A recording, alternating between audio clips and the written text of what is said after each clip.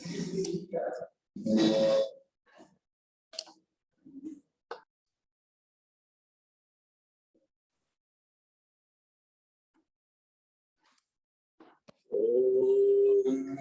सबसे अनुरोध है कि अगर आप जूता पहने हैं या कोई चमड़े का बेल्ट वगैरह लगाए हैं तो उसको निकाल दीजिए। जैसे मैं भी शूज निकाल रहा हूँ। Audio jacket. सो आप सबसे मैंने लास्ट टाइम पिछले सेशन में कहा था, आज पुनः अनुरोध करता हूँ कि कोई भी शास्त्र, कोई भी जो ज्ञान की चीजें हैं उनको जानने समझने या उसमें प्रवेश करने से पहले हमें कम से कम 3 बार भगवान को याद करना चाहिए। तो मैं आपसे अनुरोध करूंगा कि आप सीधे बैठ जाएं और 3 बार ओम का उच्चारण करें। नाभि से लेकर के आपके सहस्रार तक जो बांसुरी बजनी चाहिए, इससे आपके अंदर पॉजिटिविटी आती है, इससे हमारे अंदर पॉजिटिव ऊर्जा का संचार होता है। अतः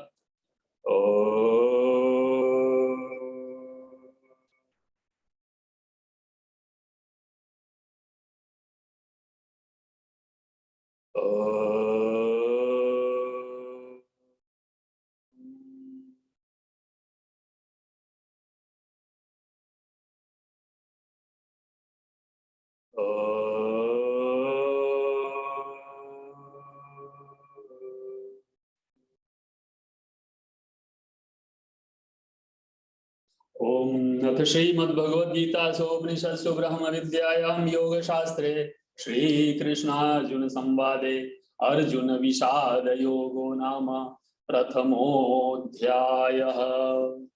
हमने पिछले सेशन में देखा था कि किस तरह से अर्जुन जब दोनों सेनाओं के मध्य में सेनाओं के मध्य में अपने रथ में जो सबसे उत्तम रथ है उसको ले जाने का अनुरोध करते हैं। किससे करते हैं? अच्युत से। अच्युत कौन है? जो स्थिर है। स्थिर कौन है? भगवान श्री कृष्ण। तो अब हम श्रीमद् भगवद गीता में प्रवेश करने की ही तैयारी में हैं। और ये कैसा है कि परीक्षा की घड़ी आ गई है। अब परीक्षा 10 बजे है और 9:30 बजे विद्यार्थी घबरा गया। 9:30 बजे तक उसने सारी तैयारी कर ली, हर तरह के मटेरियल स्टडी कर लिया, पेन कागज अपना नोटबुक पेंसिल सब लेके तैयार है। अब एग्जाम में बैठने की तैयारी है और उससे पहले विद्यार्थी नर्वस हो गया, विद्यार्थी घबराने लगा, उसको अंदर से शोक होने लगा कि अरे मैं पता नहीं पास होऊंगा या नहीं होऊंगा, पेपर कैसा आएगा और क्या क्या होगा। जितनी भी संभावनाएं, नेगेटिव संभावनाएं हैं, वो सारा जो परीक्षार्थी है उसके हृदय में अगर निवास करने लगता है तो विद्यार्थी अपना कॉन्फिडेंस लूज कर देता है। और जैसे ही उसका कॉन्फिडेंस लूज हो जाएगा, क्या होगा? विद्यार्थी परीक्षा में परफॉर्म नहीं कर सकता। इसलिए वहां किसकी आवश्यकता पड़ती है? गुरु की आवश्यकता होती है, वहां शिक्षक की आवश्यकता होती है, वहां काउंसलर की जरूरत पड़ती है, वहां मेंटर की जरूरत पड़ती है। तो यहाँ भगवान श्री कृष्ण अब मेंटर के रूप में, गाइड के रूप में, शिक्षक के रूप में यहाँ प्रस्तुत होते हैं और अर्जुन उनको पूरी तरह से अपना सब कुछ कमांड उनको दे देता है। सब तरह का कंट्रोल अर्जुन ने श्री कृष्ण भगवान को दे दिया। और किस तरह से दिया, तो ये जो पूरा प्रोसेस है वो यहाँ आप देखेंगे।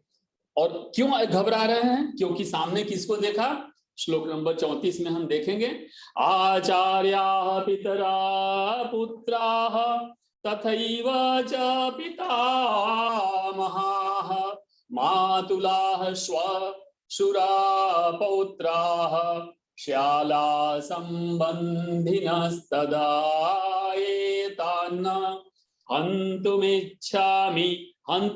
इच्छामि, मारने की इच्छा से, घ्नतोपि मधुसूदन।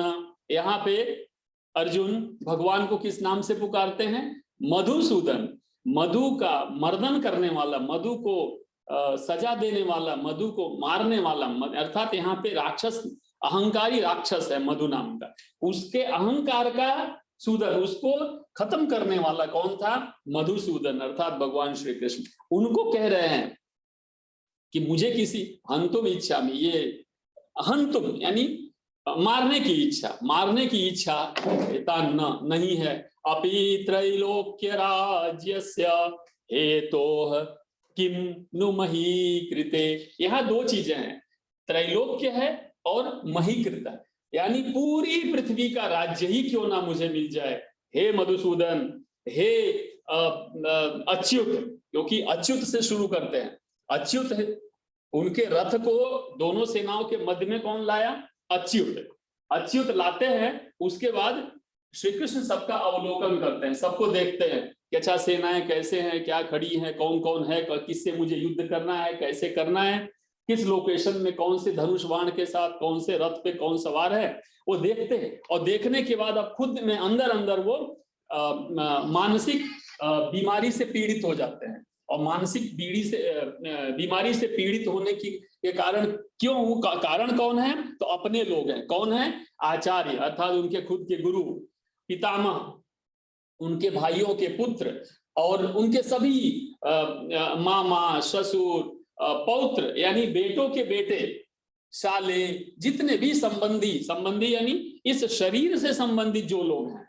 आत्मा से संबंधित की बात यहाँ नहीं हो रही है, यहाँ पे शरीर से संबंध, अर्थात आपका नजदीक का परिवार, परिवार का परिवार, परिवार का परिवार, आपका नजदीक का रिश्तेदार, रिश्तेदार का रिश्तेदार, रिश्तेदार का रिश्तेदार, मित्र, मित्र का मित्र, मित्र का मित्र और मित्र का मित्र, स्वजन, परिजन, अपने ही देश, अपने ही समाज के लोग। यहाँ दो चीजें महत्वपूर्ण हैं, मैं कहना चाहूंगा।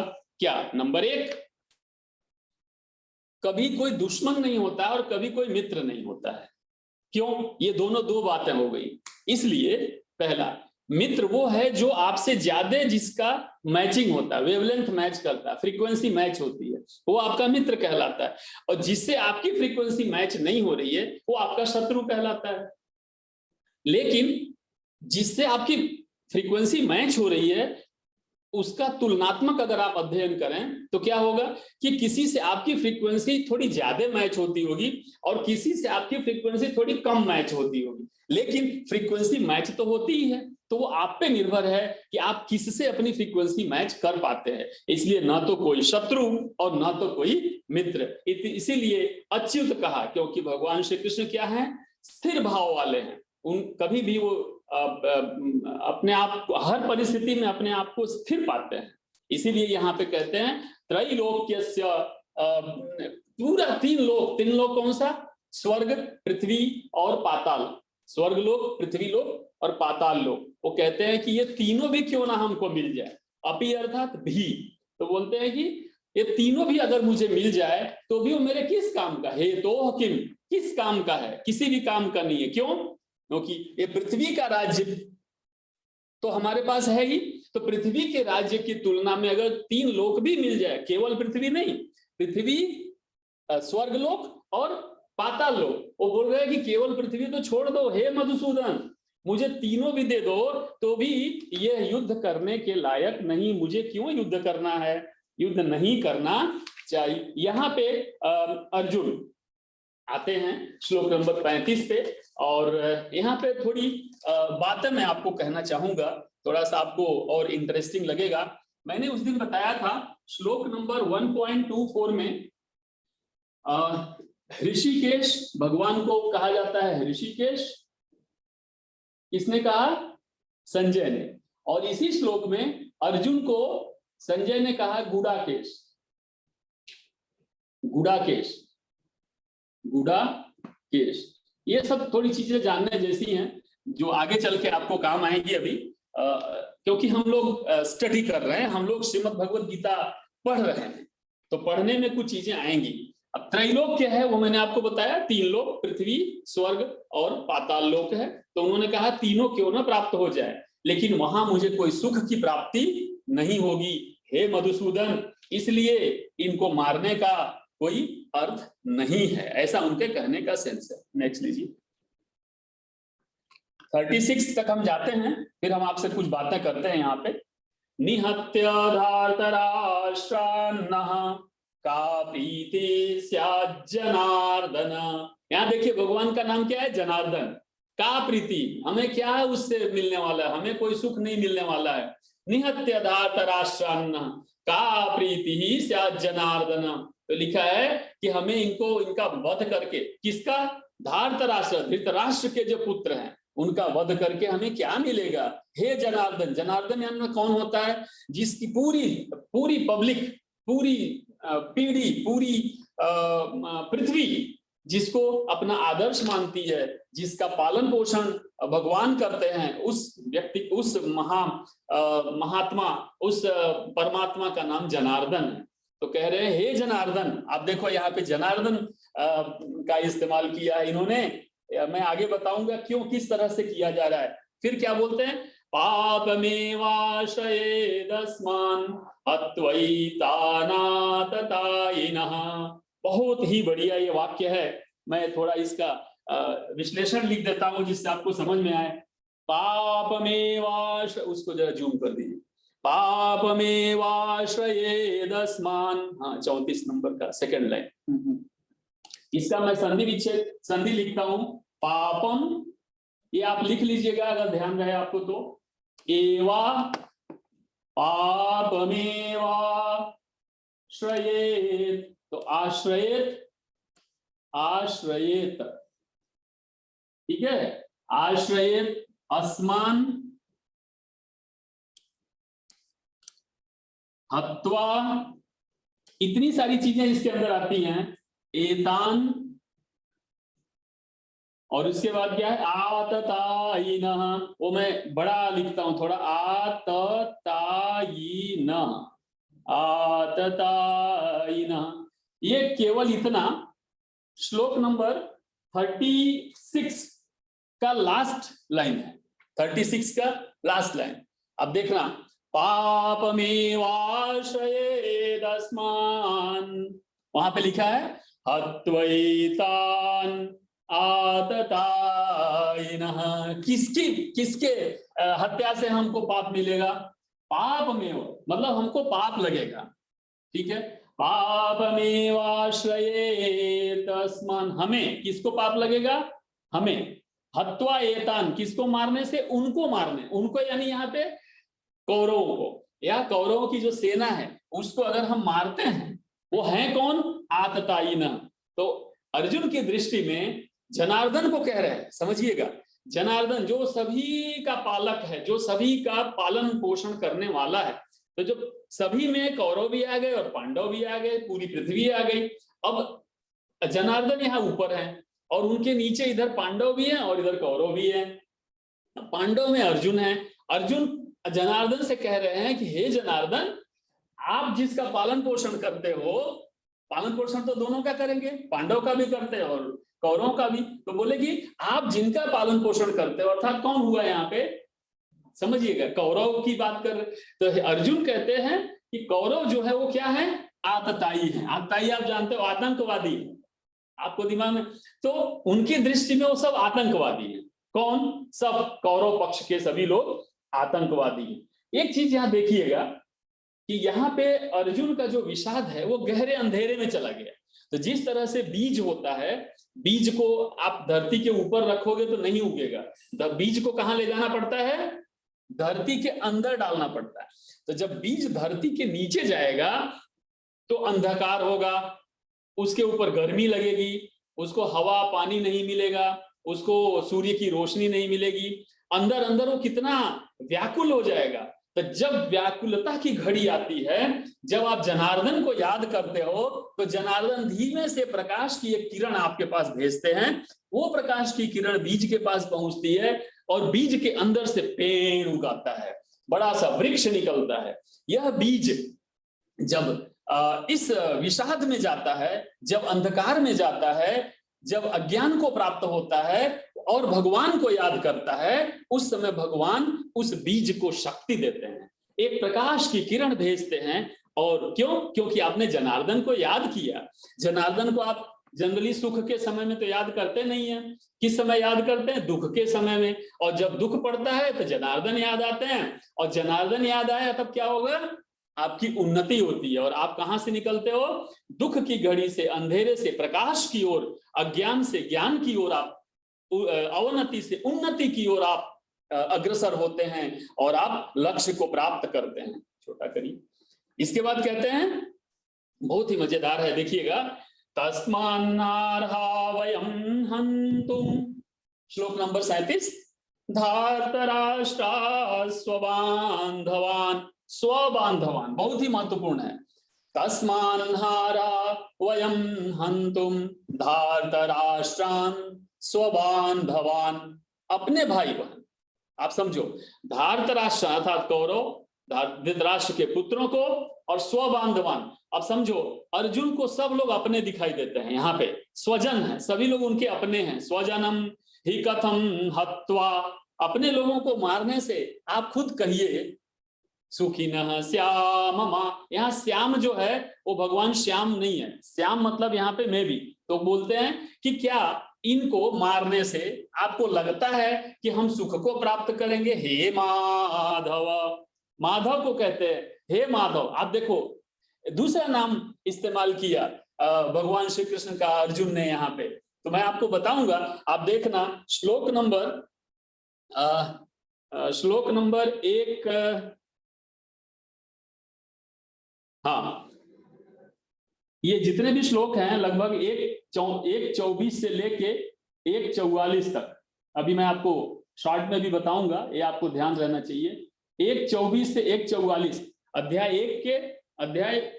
श्लोक नंबर 24 से अध्याय 1 के श्लोक नंबर 44 तक अर्जुन किस तरह से भगवान को एक एक करके नाम लिए जा रहे हैं और उनको याद कर रहे हैं, उसका कारण भी आपको अभी हम बताते हैं। तो यहाँ पे उतार चढ़ाव बहुत है, कभी भगवान का कृष्ण नाम लेते हैं, कभी माधव कहते हैं, कभी जनार्दन कहते हैं, कभी अच्युत कहते हैं, कभी अलग अलग नाम से। तो जब व्यक्ति दुख में जाता है तो भगवान का बार बार स्मरण करता है, तो वो बोले कि अपने वंशजों का की हत्या करके हमें क्या सुख प्राप्त होगा, हे जनार्दन। जनार्दन का इस्तेमाल अर्जुन 3 बार करते हैं, आप देखिएगा, और उन्होंने 7 नामों की चर्चा की है इतने श्लोकों में, और 11 बार भगवान का नाम लेते हैं। और कौन कौन सा नाम लेते हैं वो भी मैं आपको अभी शॉर्ट में बताता हूं। नेक्स्ट श्लोक नंबर 38 पे आइए। 38 और 39 दोनों हम साथ में लेंगे, समझने वाली बात है इसके अंदर। यद्येपे न पश्यन्ति, यदि आप समझो, यद्यपि, जबकि, यद्यपि यानी जबकि, न पश्यन्ति, ते न पश्यन्ति, कौन? ते, यद्येपे, पे कौन? वो लोग, कौन? सामने वाले। अर्जुन कह रहे हैं कि सामने वालों को जबकि पश्यन्ति दिखाई नहीं दे रहा है, अर्थात वो क्या हो गए हैं? अंधे हो गए हैं। आप समझने की कोशिश करो, उनको दिखाई नहीं दे रहा है, यानी वो उनका लिंक अज्ञानियों से कर रहे हैं। लोभोपहत चेतस, लोभ ने उनकी चेतना, उनके अंदर जो ज्ञान है उस ज्ञान का हरण कर लिया, उनके विचारों का हरण कर लिया है, और उनका जो ज्ञान है, जो उनकी सद विचार हैं, वो लोभ में, आप समझो, लोभ 3 चीजें होती हैं लाइफ में। LAG, L मतलब क्या होता है? लस्ट, A मतलब एंगर, और G मतलब greed. Lust, anger and greed, 3 चीजें हुई लाइफ में।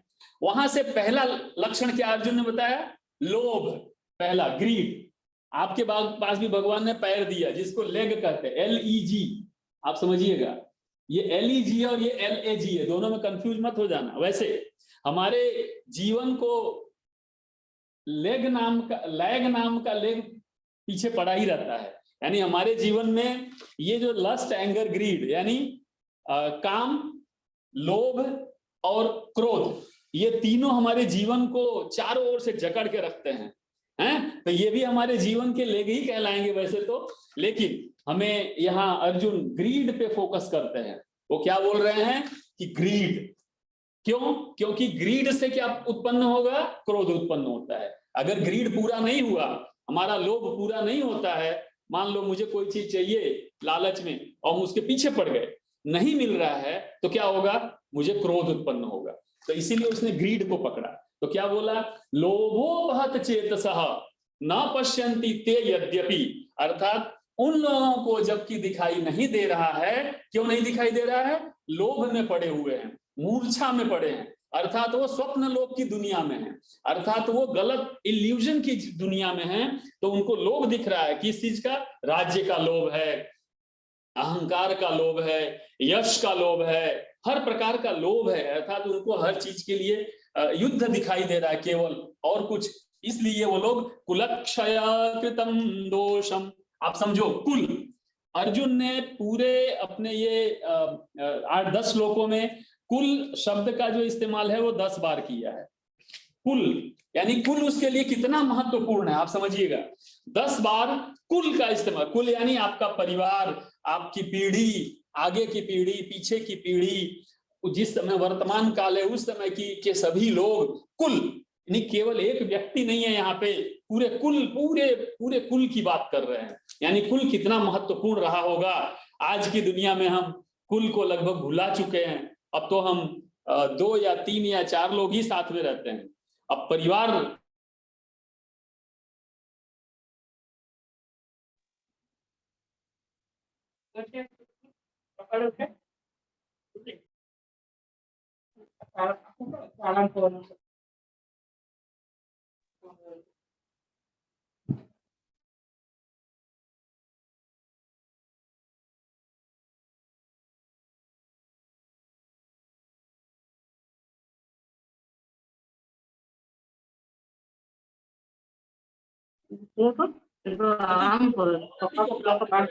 अर्थात वो लोग क्या होगा, वो लोग गलत दिशा में चले जाएंगे और सभी जितने भी मित्र और कुल हैं वो विनष्ट हो जाएंगे। तो कहते हैं कथम न ज्ञेयमस्माभिः पापादस्मानिवर्तितुं कुलक्षय कृतं दोषम। बहुत ही अच्छा है, कुलक्षय कृतं दोषम। 39 में देखिएगा और 38 में, वहां भी 38 में सेकेंड लाइन देखो, वहां क्या लिखा है? कुलक्षय कृतं दोषम। और 39 में देखिए सेकेंड लाइन में, कुलक्षय कृतं दोषम प्रपश्यद्भि जना। सेकेंड टाइम जनार्दन का नाम लिया। आप देखिए, मैंने आपसे कहा था 3 बार अर्जुन जनार्दन का नाम लेते हैं। जनार्दन यानी हमारे पालक और पोषक, जिसको हमसे ज्यादा हमारी चिंता है, वो व्यक्ति, वो महान महात्मा, वो जनार्दन। तो जनार्दन को कह रहे हैं कौन? अर्जुन। कि आप खुद देखिए, आपको पता चलेगा कि सारे कुल का विनाश हो जाएगा और उससे जो दोष होगा उसके लिए कौन जिम्मेदार होगा? उसके लिए हम जिम्मेदार होंगे। तो इसका पूरा अर्थ क्या कहते हैं कि कम से कम हमें तो दिखाई देता है। आप समझना, ये श्लोक बहुत ही महत्वपूर्ण है। कौन सा? 38, 39 से लेके 44 तक, वहां पे इनको दिखाई देता है। जबकि क्या पहले बोला, अगर आप पहले रिफर करेंगे तो मैं आपको बोल दे रहा हूं, श्लोक नंबर न पश्यन्ति जहां पे लिखा है, आप देखना। हाँ, श्लोक नंबर देखो 36 में, ठीक है, 36 और 37, 38 और 39, ये चारों को जो आप तुलना करेंगे तो आपको दिखेगा। कह रहे हैं उनको तो नहीं दिखाई देता है लेकिन हमको तो दिखाई देता है। अर्थात तुलना कर रहे हैं कि हे कृष्ण, आप समझो, वो अज्ञानी है लेकिन हम तो ज्ञानी हैं, वो अंधे हैं लेकिन हम तो आंख वाले हैं, वो अंधेरे में है लेकिन हम तो प्रकाश में हैं। क्यों अर्जुन ऐसा कह पा रहा है? क्योंकि इनको भगवान श्री कृष्ण जनार्दन की का शरण प्राप्त है। तो भगवान की शरण में जब भी आप होते हो तो आप अपनी उन्नति की ओर जाते हो, ना कि अवनति की ओर। तो जब अर्जुन इतने विषाद में हैं तो भी उनको अपने अंदर अच्छाइयां दिखाई दे रही हैं और भगवान से कह रहे हैं कि कम से कम हमें तो दिखाई दे रहा है, हम क्यों विश्वासघात करें, हम क्यों इनका मर्डर करें, हम ये लोभ में नहीं पड़ना चाहते हैं, हम किसी की हत्या करना नहीं चाहते हैं। ऐसा कह के कृष्ण से आगे की ओर बढ़ते हैं और वो कहते हैं अगले श्लोक में, देखिएगा श्लोक नंबर, मैं थोड़ा स्पीड में ले रहा हूं, फिर रिवीजन भी करवाना है थोड़ा सा। श्लोक नंबर 40 में देखें, फिर से देखिएगा, कुलक्षय, मैंने कहा था कुल 10 बार वो बोलते हैं। कौन? अर्जुन। अर्जुन कुल शब्द का उपयोग 10 बार करते हैं। तो कह रहे हैं फिर से कुलक्षय, पहले भी कहा था कुलक्षय, उससे भी पहले कहा था कुलक्षय। तो कुल यानी अर्जुन का फोकस इस समय पूरे परिवार पे है। आप समझिएगा, केवल और केवल कौरव पक्ष पे नहीं है, पूरे परिवार, अपना कितना अंदर से भावुक व्यक्ति है, अंदर से कितना समाज के प्रति समर्पण का भाव है, समाज के लिए चिंता कितनी है अर्जुन के मन में। यानी यहाँ पे अर्जुन जो है वो स्वार्थी नहीं है। आप समझने की कोशिश करें कि अर्जुन स्वार्थी नहीं है, नहीं तो उसको ये सब सोचने की क्या जरूरत है। उसको तो ये था कि मेरा राज्य दे नहीं रहे, चलो इनको मारो और राज्य हड़प लो। लेकिन इस नीच बुद्धि, छोटी बुद्धि, संकीर्ण विचारधारा का अर्जुन नहीं है। ये दिखाता है कि उसके संस्कार कितने महान होंगे, उसको जो ट्रेनिंग मिली है बचपन से वो कितनी अच्छी होगी कि उसके अंदर में, मन में सामने दुश्मन खड़े हैं लेकिन उसके मन में प्रेम भाव होता है, उनके अंदर सद्भाव होता है, पवित्र भाव है, किसी को मारने का भाव नहीं है। इसने कहा वो लोग आतंकवादी हैं, आतंकवादी के मन में केवल एक ही होता है, बस बम उठाया और मार दिया। वो ये नहीं सोचते कि उनके परिवार का क्या होगा, मैं क्यों करूं, मुझे इससे क्या लाभ मिलेगा, वो समाज के बारे में नहीं सोचते। तो अर्जुन कहते हैं हम आतंकवादी नहीं हैं, हम तो सामाजिक व्यक्ति हैं, हम समाज के हित का काम करते हैं, तो हम किसी का वध केवल एक टुकड़े जमीन के लिए क्यों करें। आप समझो कितना स्वार्थहीन, स्वार्थ रहित और निस्वार्थी व्यक्तित्व अर्जुन का है। हमारे लिए आदर्श की बात है ये कि हमें भी इस दिशा में विचार करना चाहिए। हम तो क्या है, किसी की पेन पड़ी है ना टेबल पे और नहीं देख रहे तो धीमे से उठा के पेन जेब में रख लेते हैं। अगर कोई नहीं देख रहा है तो उसका हम माउस या उसका पेन ड्राइव भी चुरा लेते हैं। अरे कुछ नहीं तो किताब ही चुरा लेते हैं। अरे भाई आप सामाजिक व्यक्ति हो, किसी के सम्मान की अवहेलना नहीं करनी चाहिए। यहाँ दुश्मनों की भी अवहेलना ये नहीं कर रहे, कह रहे हैं कुलक्षये प्रणश्यन्ति कुल धर्मास, कुल धर्म सनातन जो हमारा कुल धर्म है, सनातन धर्म जो सदियों सदियों पीढ़ियों पीढ़ियों से चला आ रहा है वो नष्ट हो जाएगा, उसकी हत्या हो जाएगी, वो खत्म हो जाएगा, उसका नाश हो जाएगा। हे जनार्दन कृपया आप समझो, धर्मे नष्टे कुलम कृत्स्नम अधर्मो अभिभवत्युत। बहुत ही महत्वपूर्ण श्लोक नंबर 40 का सेकंड लाइन। धर्म के नष्ट होने से क्या होता है ये अर्जुन से ज्यादा यहाँ कोई नहीं आपको बता सकता। वो क्या कह रहे हैं, धर्म का नष्ट हो जाएगा। कौन सा धर्म? कुल धर्म। अब कुल धर्म मतलब वही धर्म हम पालन करते हैं, यानी जो क्या संस्कार है, क्या काम करना चाहिए, क्या नहीं करना चाहिए, नीतिगत शिक्षा, जो कुछ भी हमारे पास धरोहर में है, बोले वो सब का सब नष्ट हो जाएगा। और इतना ही नहीं होगा, इस धर्म के नष्ट होने से उसकी जगह पे अधर्म आ जाएगा। अब मैं 40 का लिंक 41 में आप देखिएगा, बहुत ही आपको उसी में है, दोनों साथ में रखो बस। धर्मे नष्टे, धर्म का नष्ट हुआ, कुलम कृत, कुल भी खत्म हो जाएगा, कुल का की परंपराएं खत्म हो जाएंगी। अधर्मो अभिभवत्युत, अधर्म उत्पन्न होगा, यानी जो लोग हैं वो अधर्म की ओर चलने लगेंगे।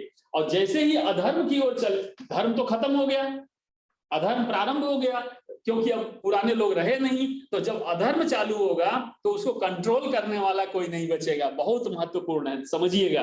किसी भी ऑर्गेनाइजेशन में भी ऐसा ही अगर होता है कि पुराने लोग जो हैं वो सब कुछ जानते होते हैं, अच्छा क्या है बुरा क्या है इंस्टीट्यूट के लिए, ऑर्गेनाइजेशन के लिए, तो जब नए लोग उसमें आते हैं तो उनका इंस्टीट्यूट या ऑर्गेनाइजेशन के साथ कोई लगाव नहीं रह जाता है, उनकी जो परंपरा है उसके प्रति कोई उनका संबंध नहीं रह जाता है, और वो हाईली प्रोफेशनल होते हैं, वो व्यावसायिक दुनिया में चले जाते हैं। तो इंस्टीट्यूट के प्रति उनका जो समर्पण भाव है वो जनरली खत्म हो जाता है। तो जो पुराने समय से उसमें सिस्टम में है वो लोग धर्म का पालन करते हैं, उनको पता है अच्छा क्या है और बुरा क्या है। लेकिन बोला ये सब खत्म हो जाएंगे तो कुल बचेगा नहीं, कुल नहीं बचेगा तो धर्म नहीं बचेगा, धर्म नहीं बचेगा तो क्या आएगा? अधर्म आएगा। तो बोला हे कृष्ण, यहां देखिएगा, यहाँ पे बोले अधर्माभिभवात् कृष्ण, हे कृष्ण अधर्म उत्पन्न हो जाएगा, यानी धर्म समाप्त अधर्म प्रारंभ। अधर्म प्रदुष्यन्ति कुलस्त्रियः, बहुत ही बड़ा इसने अटैक किया है भगवान कृष्ण के ऊपर, साइकोलॉजिकल अटैक है, साइकोलॉजिकल अटैक है। तो समझिएगा भगवान कृष्ण जो सभी समाज के जो कोई भी स्त्री लक्षणिकता है उसको सम्मान करते थे, भगवान कृष्ण स्त्री समाज जो पुरुष और स्त्री अगर हम अलग अलग समझें तो स्त्री लाक्षणिकता, आप सुंदरता के धनी, भगवान कृष्ण धर्म के धनी, भगवान कृष्ण पवित्रता के धनी, भगवान कृष्ण चरित्र के धनी, जितनी भी स्त्रीत्व की लाक्षणिकताएं हैं, स्त्री नहीं, आप समझो स्त्रीत्व की लाक्षणिकताएं हैं, अर्थात उनको भगवान कृष्ण बहुत सम्मान करते थे। और भगवान कृष्ण के हृदय में स्त्री जितना, स्त्रीत्व जितना पवित्रता पूरे ब्रह्मांड में कहीं नहीं है। माता के भाव से सबको देखना, माँ के भाव के से सबको पूजना, सबका सम्मान करना, सबकी इच्छाओं का सम्मान करना। तो यहाँ पे बोले कि कुल स्त्रिय, कुल में जितनी भी स्त्री परंपराएं हैं वो सभी का नाश हो जाएगा।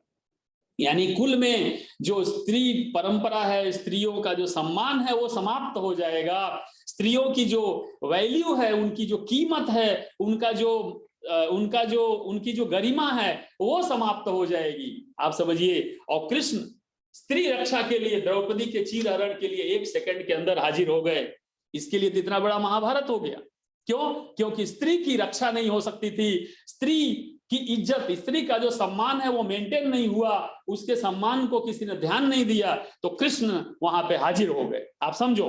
तो जो कृष्ण स्त्रियों की रक्षा के लिए सब काम करते थे, अर्जुन को समझ में आ गया कि इनको साइकोलॉजिकल मनोवैज्ञानिक अटैक करूंगा तो मेरी बात मान जाएंगे, तो अर्जुन यहाँ चाल भी चलते हैं। तो अर्जुन ने एक पासा फेंका। क्या पासा फेंका? हे अर्जुन, और कुछ हो या नहीं हो, लेकिन जिन स्त्रियों के सम्मान के लिए तुम युद्ध कर रहे हो, जिन स्त्रियों के अच्छे के लिए आप, जो स्त्री समाज, स्त्री लाक्षणिकता, स्त्रीत्व के लिए आप जो इतना संघर्ष कर रहे हो, मेहनत कर रहे हो, वो भी समाप्त हो जाएगा। और उसकी वजह से क्या होगा? आप ताई रह जाएंगे, या समाज में अधर्म रहेगा, अधर्म की वजह से दुराचार फैलेगा। भगवान कृष्ण आचरण के, सदाचार के, चरित्र के प्रतिमूर्ति है, आदर्श पुरुष हैं। तो बोला कि आप जिस आदर्शत्व का पालन करते हो वो खत्म हो जाएगा। और दुष्टासु वार्ष्णेय, यहाँ पे देखो बहुत ही फिर से उसने अटैक किया। वार्ष्णेय, वार्ष्णेय क्यों कहा पता है आपको? वर्ष्णी, जो उनका परिवार है, भगवान कृष्ण का जो कुल है वो वर्ष्णी कुल के नाम से जाना जाता है। तो चूंकि उस कुल से आप बिलोंग करते हो तो आप समझ लो कुल का महत्व आप जानते हो। तो कुल का इतना महत्व है, और कुल यहाँ समाप्त हो जाएगा, आप समझो मेरा कुल खत्म हो जाएगा, जिससे कि कृष्ण मान जाएं, ये अर्जुन की बात को मान जाएं। तो भूमिका बना रहे अर्जुन कि देखो कुल समाप्त हो जाएगा। आप खुद सोचो, वार्ष्णेय यानी आपका जो वर्षणी कुल है, आपका पूरी परंपरा है, अगर वो खत्म हो जाए तो आपको कैसा लगेगा? इनडायरेक्टली ऐसा कहने की कोशिश कर रहे।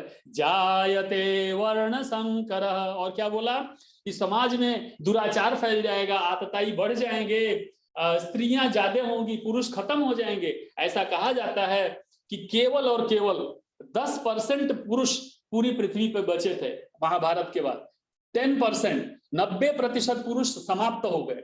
तो उन्होंने कहा, पिताजी मेरे आए, तो बोले कि कुल स्त्रिय जितनी भी तो वर्ण संकर पैदा होंगे। वर्ण संकर पैदा होने का अर्थ ये नहीं, केवल ये नहीं है कि स्त्रियां दूषित हो जाएंगी। उनके कहने का अर्थ क्या हुआ कि पूरा का पूरा समाज दूषित हो जाएगा। और जब समाज दूषित होता है तो अत्याचार बढ़ता है, अनाचार बढ़ता है, समाज में हिंसा बढ़ती है, समाज में अधर्म बढ़ता है। और इसके वजह से जो लोग भी उस समय जन्म लेंगे या पृथ्वी पे होंगे वो वर्ण संकर, अर्थात वो लोग व्यभिचार से पीड़ित व्यक्ति होंगे, और वो लोग समाज के लिए लांछन के रूप में होंगे। आगे लीजिए। तो यहाँ पे श्री कृष्ण को अर्जुन ये कहने की कोशिश कर रहे हैं कि आप वर्ष्णी परिवार से हैं, वृष्णी वंश हैं, तो आप कुल की परंपरा को, कुल को आप अच्छे से जानते हो। जिन स्त्रियों के लिए आप रक्षा कवच बनकर खड़े होते हैं, उन स्त्रियों का यहाँ पे सम्मान समाप्त हो जाता है। स्त्रियां दूषित हो जाएंगी, अर्थात जो पवित्रता है वो समाप्त हो जाएगी। धर्म की जगह अधर्म का राज्य हो जाएगा। हे कृष्ण, हे वार्ष्णेय, हे जनार्दन, आप मेरी बात को समझो और कृपया हमें ये बताओ कि अब इनकी हत्या करने से हमें क्या फायदा होगा। अगले श्लोक में वापस ये उसी चीज को दोहराते हैं, फिर से समझिएगा। आपको मैं एक बात और बता दूं कि जब धर्म समाप्त होता है, अधर्म का राज्य होने लगता है, ये चीज हमें हर एक युद्ध में सोचना चाहिए। चाहे आपका पर्सनल लाइफ का युद्ध हो, सामाजिक जीवन का युद्ध हो, देश से एक देश से दूसरे देश का युद्ध हो, भरसक युद्ध को टालना चाहिए। युद्ध में हमें न जाना पड़े और भगवान का स्मरण करके वो समस्या का समाधान निकल सके, ऐसा, चाहे वो वैचारिक युद्ध हो, मानसिक युद्ध हो, वाचिक युद्ध हो, व्यावहारिक युद्ध हो, या किसी भी प्रकार का शारीरिक युद्ध, हर तरह के युद्ध में हमें भरसक प्रभु को साथ में आगे रख करके काम करना चाहिए, तो उसका जो सॉल्यूशन है वो जल्दी से जल्दी आपको मिल जाता है। श्लोक नंबर 42 में कहते हैं, यहाँ देखिए अर्जुन को परंपरा की समझ कितनी अच्छी, कितनी गहरी है। वो सामाजिक और पारिवारिक जिम्मेदारियों को लेकर साथ में चलते हैं। उनके व्यक्तित्व का परिचय यहाँ पे मिलता है कि अर्जुन महान कितने हैं।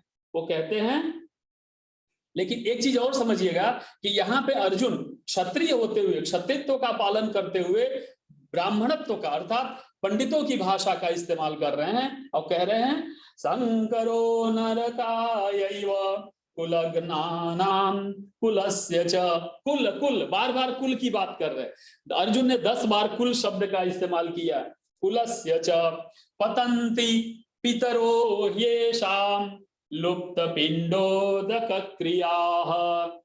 बहुत ही अच्छा है, आप इसको जरा समझेंगे तो आपको भी समझ में आएगा कि भारत की हमारी कितनी अच्छी परंपरा रही है। हम केवल जो पृथ्वी पे जिंदा लोग हैं उनकी बात नहीं सोचते हैं।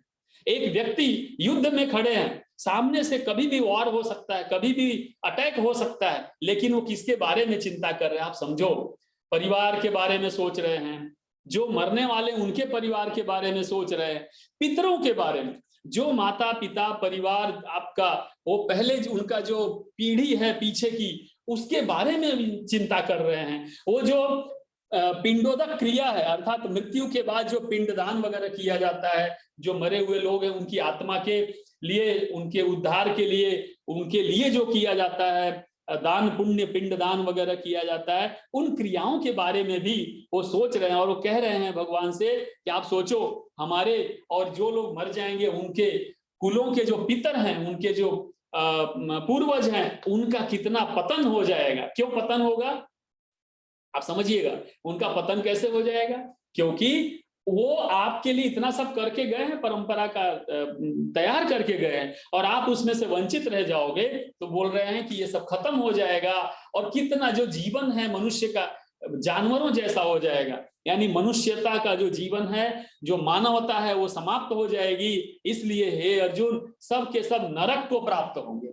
उसने क्या कहा था? स्वर्ग, पृथ्वी और नरक लोक तीनों भी क्यों ना मुझे मिल जाए। और अभी क्या कह रहे हैं कि ये सब के सब नरक में चले जाएंगे, यानी सभी का पतन हो जाएगा और वो अधोगति में चले जाएंगे और सभी नरक को प्राप्त अर्थात दुख को प्राप्त होंगे।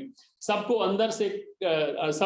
अंदर से बहुत ही ज्यादा दुख होगा, और वो दुख बनने, उनको दुखी करने का जो कारण है वो हम बनेंगे। हम यानी यहाँ पे पूरी पांडव सेना की वो बात कर रहे हैं कि हम सब उस हमारे पूर्वजों को दुखी करने का, उनको पतन में डालने के लिए, उनको नरक में डालने के लिए हम जिम्मेदार बनेंगे। तो अर्जुन यहाँ पे बहुत ही बुद्धिमान और बहुत ही गुरु के ज्ञान की बातें कर रहे हैं, और वो चाह रहे हैं कि कृष्ण को किसी तरह से मैं मना लूं। पहले क्या बोले? पहले उन लोगों की चर्चा किया, फिर हम लोग ज्ञानी हैं, हम बुद्धिमान हैं, फिर समाज की बात करते हैं, कुल की बात करते हैं, और अंत में यहां तक कह दिया कि आपके अपने कुल के बारे में भी विचार करो। अगर आपका कुल अगर इस तरह से नष्ट हो जाए तो आपको कैसा लगेगा, कितना बुरा लगेगा, कितना नुकसान होगा।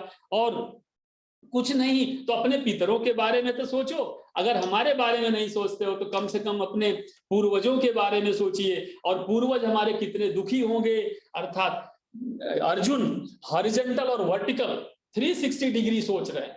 और युद्ध के समय में दोस्तों एक बात बताए आपसे, युद्ध के समय में आपको कुछ बुद्धि चलती नहीं है, लेकिन अर्जुन इतने बुद्धिमान, इतने उच्च कोटि के ज्ञानी हैं कि वो भगवान कृष्ण जैसे व्यक्ति के सामने भी इतनी सारी बातें कर सकते हैं। इतना विचार और मंथन किया होगा उन्होंने, आने से पहले सब तैयारी किया, युद्ध करूंगा, ये करूंगा, वो करूंगा, लेकिन वहां पहुंचने के बाद देखिए जब एटम बम गिराया गया था हिरोशिमा नागासाकी के ऊपर, तो लाखों लोग मर गए थे।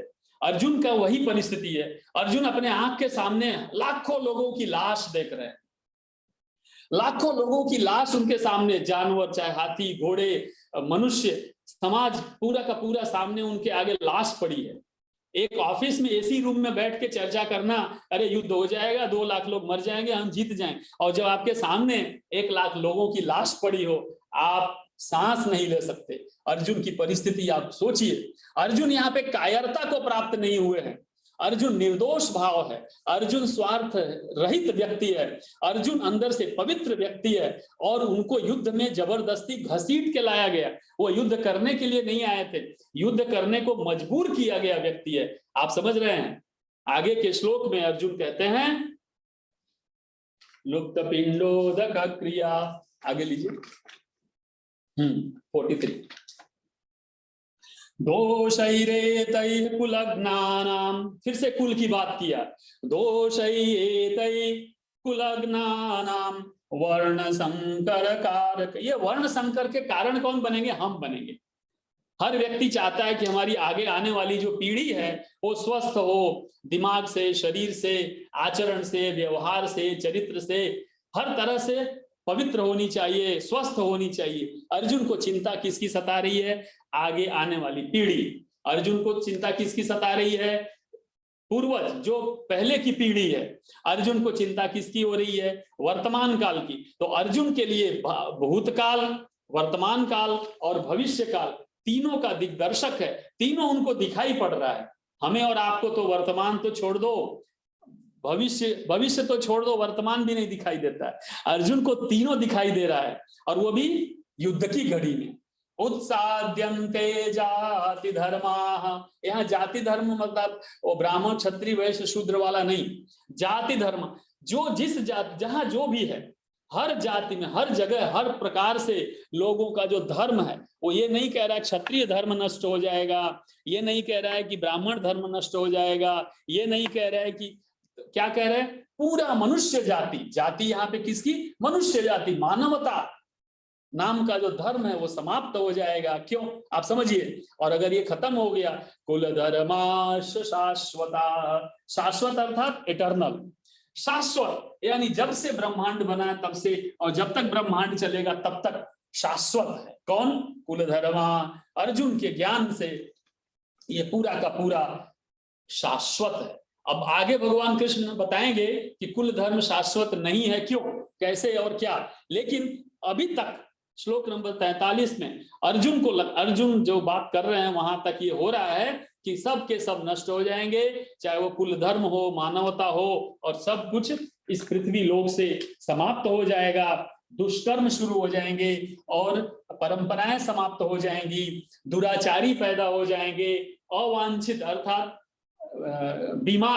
बीमार मानसिकता की संतानें उत्पन्न होंगी, उनका आचरण और सामुदायिक लक्षण अच्छा नहीं होगा। और इसके लिए क्या बोला उन्होंने? जिम्मेदार कौन है? हम जिम्मेदार बनेंगे। आप समझो, जिम्मेदारी का एहसास है कि मैं गलत कर रहा हूं तो नहीं करना चाहिए, ऐसा भी एहसास अर्जुन को यहाँ पे है। आगे लीजिए श्लोक नंबर 44। बस यहाँ पे आपको बहुत ही महत्वपूर्ण मोड़ आने वाला है। यहाँ से 44 के बाद से कहते हैं उत्सन्ना कुल धर्माणाम मनुष्याणाम जना। फिर से देखिए, यहाँ जनार्दन तीसरी बार आया। मैंने आपसे कहा था कि कृष्ण का जो जनार्दन नाम है वो अर्जुन को बहुत प्रिय है। कृष्ण प्रिय है, जनार्दन प्रिय है, माधव प्रिय है, अलग अलग नाम है। तो बोलते हे जनार्दन, मनुष्याणाम जनार्दन, उत्सन्ना कुल धर्माणाम मनुष्याणाम जनार्दन, नरके नियतं वासो भवतीत्यनुशुश्रुमा। शुश्रुमा बहुत ही अच्छा लगा, सुना है। ये श्लोक में मैं आपको कुछ कहने की कोशिश करूंगा। अभी तक आपने देखा श्लोक नंबर 43 तक अर्जुन क्या कह रहे थे? मुझे पता है, मैं जानता हूं, ये हत्या करने से ये होगा, ये कुल धर्म नष्ट हो जाएगा, सब उनको मालूम है। लेकिन श्लोक नंबर 44 में अर्जुन क्या बोलते हैं? मुझे पता नहीं है। देखो कितनी परिस्थिति चेंज हो गई। अभी 1 सेकंड पहले अर्जुन कह रहे थे कि मुझे पता है कि ये विनाश हो जाएगा, मुझे पता है कि अधर्म आ जाएगा, मुझे पता है कि हमें पाप लगेगा, मुझे पता है कि हमको ये नहीं करना चाहिए। लेकिन श्लोक नंबर 44 में क्या बोलते हैं? शुश्रूषानु अश्रुषम, मैंने सुना है। किससे सुना होगा? पूर्वजों से, अपने माता पिता से, अपने परिवार के वरिष्ठ जनों से, अपने गुरुओं से, सबसे उन्होंने सुना है, केवल सुना है। बहुत महत्वपूर्ण है, देखिएगा। बाकी चीजें तो हम बाद में समझेंगे यहाँ पे। तो जो चीजें सुनी हुई हैं, आप समझ रहे हो सकता है कि वो उस पर आपको कॉन्फिडेंस ना हो, लेकिन आपने जो अपने हाथ से किया है, मैं लिख रहा हूं तो मुझे कॉन्फिडेंस है, मुझे 100% मैं अंदर से कॉन्फिडेंट हूं कि हाँ मैं लिख रहा हूं। लेकिन केवल मैंने सुना है, मैंने देखा भी नहीं, अनुभव में भी नहीं आया है, उसका क्या होगा? तब गुरु की जरूरत पड़ती है कि क्या मैंने जो सुना वो सही है। तो अब अर्जुन यहाँ, अभी तक क्या हो रहा था? आधिकारिक रूप से बोल रहा था, एक सारथी से बात कर रहा था, और भले वो शब्द कह रहे थे अच्युत, कह रहे थे जनार्दन, कह रहे थे माधव, हे मधुसूदन, लेकिन अंदर से तो यही भाव था कि मैं इनको कह दूंगा और ये मेरी बात मान जाएंगे। लेकिन जब तक नहीं माने तो अब उसको लगा कि यार मैंने हर विद्या अपनी इस्तेमाल कर लिया, ज्ञान का इस्तेमाल कर लिया, अनुभव का, लेकिन अब ये मानने वाले लगता है नहीं, कुछ बोल नहीं रहे हैं, तो चलो मैं कुछ और कहता हूं। तो अब साइकोलॉजिकल अटैक का ऊपर वाली सीढ़ी का इस्तेमाल कर रहे हैं। क्या? कि भाई मेरी बात ना मानो तो चलेगा, लेकिन गुरुजनों की तो बात सुनो। गुरुजनों ने हमको ऐसा कहा है कि अगर ऐसा होता है तो परंपराओं का विनाश हो जाएगा और तुम्हारे जितने भी पूर्वज और सब हैं उनको अनिश्चित काल के लिए नरक में डाल दिया जाएगा, ऐसा मैंने सुना है। समझ गए? अब कृष्ण को वो ये कहने की कोशिश करे, भाई मेरी बात मानो या मत मानो, लेकिन सीनियरों की तो बात मानो। तो ऑर्गेनाइजेशन में क्या होता है कि अगर वाइस चांसलर ने बोला कि ये है, तो आदमी आके क्या बोलता है? राष्ट्रपति महोदय ने और गवर्नर महोदय ने या महोदया ने कहा है कि नहीं ऐसा नहीं, ऐसा होना चाहिए। प्रेसिडेंट ने क्या कहा? तो प्रेसिडेंट ने ऐसा कहा। अगर जनरल मैनेजर से काम करवाना है तो बोलेंगे डायरेक्टर ने ऐसा बोला। तो यहाँ पे अर्जुन को लगा कि अब मेरी बात से बनने वाला नहीं है, तो चलो मैं इसके ऊपर वाली चाबी का इस्तेमाल करता हूं। तो कहा कि हमारे जो गुरुजन हैं, हमारे जो सीनियर्स हैं, हमारे परिवार के जो बड़े लोग हैं, उन्होंने भी ऐसा कहा है, ऐसा मैंने सुना है।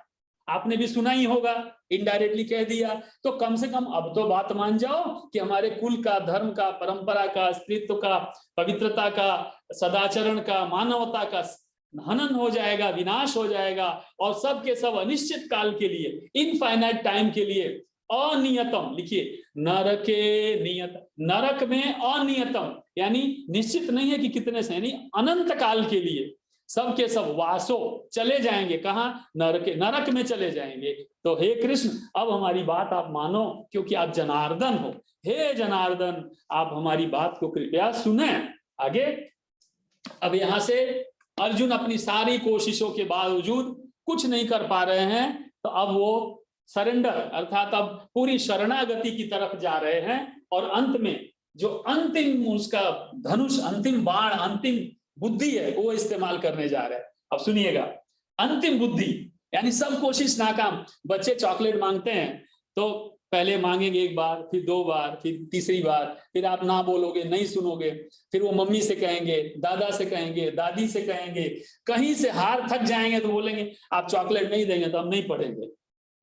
बस आप सोचोगे अरे यार, फिर कुछ, तो ये छोटे बच्चे की तरफ जिद पे आ गए। अब क्या जिद किया आप देखना, यहाँ पे बड़ा महत्वपूर्ण है। श्लोक नंबर 45 हमारे हिसाब से बहुत ही अत्यंत सबसे ज्यादा महत्वपूर्ण ये है, मैं समझाता हूं। यहाँ जस्टिफाई कर रहे हैं, यहाँ पे डिस्कशन खत्म हो गया, अब कंक्लूजन पे आ गए। जब हम पीएचडी थीसिस लिखते तो कंक्लूजन लिखते, डिस्कशन लिखते, तो यहाँ पे जस्टिफिकेशन, रेफरेंस खत्म हो गया, सब कुछ खत्म, एक्सप्लेनेशन भी हो गया, अब रिक्वेस्ट खत्म हो गया, सब मेथोडोलॉजी पूरी हो गई। अब यहाँ कंक्लूजन पे आ रहे हैं और फाइनली जस्टिफाई करने की कोशिश कर रहे हैं कि मैं जो कह रहा हूं सब सच है। कैसे? अहो बत महत पापम, अहो बत अंग्रेजी में एलास, ALAS, अर्थात ओह आश्चर्य की बात है। अब एकदम मतलब अटैकिंग मोड में आ गए। ओह कितने आश्चर्य की बात है, अहो बता, अरे कितना आश्चर्य है। महत पापम अर्थात महान पाप, बहुत सबसे बड़ा पाप, कर तुम व्यवसिता वयम, वयम शब्द का इस्तेमाल, ये बड़ा महत्वपूर्ण। एक जगह आपको मैंने बताया था अस्माकम, वो किसने इस्तेमाल किया था समझिएगा, वो दुर्योधन ने इस्तेमाल किया था। अपने गुरु द्रोणाचार्य के पास जब जाते हैं तो बोलते हैं अस्माकम, यानी हमारी जो ये सेना है, यानी कौरव पक्ष की सेना। और अस्माकम कहने के बाद तुरंत वो कहां पे आते हैं, मम, अर्थात मेरे लिए पूरी की पूरी सेना अपना गर्दन कटवाने के लिए, अपना शरीर प्राण त्यागने के लिए तैयार है। लेकिन जब दुर्योधन अपने गुरु द्रोणाचार्य से कहते हैं कि हमारी सेना, लेकिन बाद में क्या बोलते हैं, मम, यानी ये सब की सब जो हमारी सेना वो मेरे लिए, अर्थात यहाँ पे वो स्वयं सेल्फ सेंटर्ड है। यहाँ पे अस्माकम, गुरु को प्रसन्न करने के लिए अस्माकम बोला, और बाद में जब बात नहीं बनती है तो मम पे आ गया। लेकिन यहाँ के उल्टा हो रहा है, यहाँ देखिए उल्टा है। यहाँ क्या हो रहा है, अहो बत महत पापम, अगर आप मेरी बात नहीं मानते हो, यानी पहले मैं आता है इसमें। कौन पहले आया, मैं। अर्जुन पहले कहते हैं कि आप मेरी बात नहीं मानते हो, मैं जो कह रहा हूं वो सही है, नहीं मानते हो तो क्या होगा, अहो बत महत, महान पाप कर तुम व्यवसिता वयम, मैं के बाद वो वयम का इस्तेमाल करते हैं। देखिए दोनों में आप तुलना करें, कितना आपको फर्क नजर आएगा। वयम, वयम मतलब हमारा, तो बोले कि हम लोग पाप करने के लिए उद्यत हुए। अब यहाँ अर्जुन अकेला नहीं, अर्जुन ने ये कहने की कोशिश किया है, हे भगवान, हे कृष्ण, हे जनार्दन, जो भी नाम इस्तेमाल, अगर आप मेरी बात नहीं मानते हो, ऐसे हाथ जोड़ के, हाँ, अगर आप मेरी बात नहीं जानते हो, गिड़गिड़ाते हुए, तो कृपया आप समझने की कोशिश करो कि केवल मैं ही पाप का भागीदारी नहीं होऊंगा, वयम, आप भी पाप के भागीदारी होंगे। अब अंत में यहां पर आ गया कि आप ये मत सोचना कि मैं ही एक पाप करने जा रहा हूं, आप भी पाप के भागीदारी बनोगे, यानी आप भी पापी हो, ऐसा उसने इनडायरेक्टली कह दिया। कब, अगर आप मेरी बात नहीं मानते हो तो महान पाप, महत पापम कर तुम व्यवसिता, यानी हम तैयार हो गए, यानी हम उद्यत हो गए, यानी एकदम हम सब पाप, महान पाप करने के लिए आप भी तैयार हो और मैं भी तैयार हो रहा हूं, लेकिन मैं तो नहीं करूंगा। अब इसके बाद अर्जुन का बैकफुट तैयार होता है कि जो भी कहना था कर लिया। यद राज्य सुख लोभेन, सुख लोभ हंतुम स्वजनम उद्यता, जिस, आप समझो, जिस राज्य में अपने लोग रहते हैं, जिस एरिया में, जिस जगह पे आपके अपने लोग हैं, वो एरिया हाथ हथियाने के लिए, उसके ऊपर कब्जा करने के लिए आप अपने ही लोगों को मार दो। कहने का अर्थ ये कि किस तरह का आप पाप करने जा रहे हो, जब ये लोग होंगे ही नहीं तो आप धरती लेके करोगे क्या। तो कहने का अर्थ यह है कि अंत में अर्जुन ने इतना कह दिया कि अब मैं ही अकेले नहीं जिम्मेदार हूं, आप भी जिम्मेदार हैं, आप भी पाप के भागीदारी बनेंगे, आप युद्ध करो ना। अर्जुन को मालूम है कि कृष्ण हथियार उठाने वाले नहीं है, उन्होंने वचन दिया कि मैं, और वो सारथी है, तो सारथी तो कोई हत्या करेंगे नहीं, लेकिन अर्जुन ने उनको भी घसीट लिया, सारे हथियार यूज कर लिया। नहीं मान रहे हैं तो ये मानेंगे ही जरूर, तो कह दिया व्यवसिता वयम यद राज्य सुख लोभेन, सुख और लोभ, राज्य सुख और लोभ, क्या जो आप राज्य के सुख का जो लोभ आप लेकर के मन में हम चल रहे हैं, हम वयम, हंतुम, मारने के लिए लोगों को, स्वजन, स्वजन को मारने के लिए उद्यत हुए, हम तैयार हो गए हैं, ये बहुत ही गलत है और वो अच्छा नहीं है, इसलिए मैं अकेले भागीदार नहीं हूं, वयम, आप भी उसके अंदर हैं, वयम यानी दोनों, अहम वयम वयम। फिर अब ये श्लोक खत्म, भगवत गीता का प्रारंभ हो जाता है यहाँ पे श्लोक नंबर 46 में, और पूरी तरह से भगवान का अब आपको दर्शन होगा। कैसे, यदि माम प्रतीकारम अशस्त्रम शस्त्रपाणयः धार्त राष्ट्रारणे हन्युः तन्मे क्षेमतरम भवेत्। क्षेमतरम यानी इसमें श्रेय, यानी क्षेमतरम भवेत्, यानी अब एक बात बताइए भगवान, आप खुद बताइए कि ये सब करने से हमको क्या मिलने वाला है, हैं? यदि माम प्रतीकारम, अगर ये सब हो भी जाए तो हमारे सामने वाले अगर आके मुझे ऐसे भी मार भी देते हैं, मैं शस्त्र रख दे रहा हूं, वो आके मेरे ऊपर अटैक कर दे, पूरी तरह से अटैक कर दे, तो भी मैं उनको अपोज नहीं करूंगा, और वो मुझे मार भी देते हैं तो भी मेरे लिए वही अच्छा है। हम नहीं घर में बोलते हैं कि हो या ना हो, मैं कुछ करने वाला नहीं हूं, आपको जो करना है आप लोग करो। हमारी कमेटी में मीटिंग में भी ऐसा होता है कि देखो मैं तो ये मानने के लिए तैयार नहीं हूं, लेकिन आप लोगों को करना तो करो, मैं इसमें एग्री नहीं होता। तो इसी तरह से अर्जुन जो है यहाँ पे पूरी तरह से जिद में आ गए और अपनी बात को कह दिया कि चाहे वो लोग मुझे निहत्थे, मैं शस्त्र रख दे रहा हूं, वो लोग मुझे निहत्थे आके मुझे मार भी देते हैं तो भी मुझे कोई प्रॉब्लम नहीं है, और मैं, मेरे लिए वो अच्छा होगा, मैं उनको मारूं उससे तो अच्छा वो मुझे मार दे। ऐसा अर्जुन ने भगवान कृष्ण को कह दिया। यानी अब इससे ज्यादा वो कह नहीं सकता था, कहने की अंतिम सीमा पर पहुंच गए। और आपको बताऊं कि अर्जुन अगर निहत्था होता है, ऐसा तो आप सोच भी नहीं सकते, सामने वाले भी नहीं सोच सकते। और अर्जुन के निहत्थे होने का अर्थ क्या हुआ कि पूरी पांडव सेना जो है वो कब्जे में आ जाएगी, और पांडव यहाँ हार जाएंगे और कौरव यहाँ पे जीत जाते हैं। और ये चीज उसको पता था कि कृष्ण ये चाहेंगे नहीं, और कृष्ण ये नहीं होने देंगे, इसलिए मेरी बात मान जाएंगे और बोलेंगे ठीक है चलो युद्ध बंद करो और चलो वापस जाते हैं। तो ऐसी उनकी कोशिश थी यहाँ पे। और कंक्लूजन, यानी उसने अपना कंक्लूजन दे दिया कि मेरा काम खत्म, अब मैं कुछ नहीं करूंगा, और जाके आगे नेक्स्ट लीजिए। संजय उवाच, ये इस अध्याय नंबर 1 का अंतिम श्लोक है, श्लोक नंबर 47। इसके बाद मैं आपका 5 मिनट लूंगा समराइज करने के लिए। संजय उवाच एवं उक्त्वा अर्जुनः सांख्ये रथोपस्थ उपाविशत् विसृज्य सशरं चापं शोक संविघ्न मानसः। बहुत ही महत्वपूर्ण है, आप समझने की कोशिश करें। एवं उक्त्वा, ऐसा कह के, संजय ने कहा कि ऐसा कह के अर्जुन संख्ये रथोपस्थ उपाविशत, मतलब क्या किया उसने कि इस युद्ध में, संख्ये इस युद्ध में, रथोपस्थ रथ के पीछे हिस्से में जाके उपाविशत, वहां चला गया, रथ के पीछे वाले हिस्से में जाके बैठ गया। उपाविशत खड़े ने वहां पे जाके बैठ गया, एक कोने में जाके अर्जुन बैठ गए। और विसृज्य सशरम चापम, यहाँ देखिए गांडीव शब्द का इस्तेमाल अर्जुन संजय ने नहीं किया।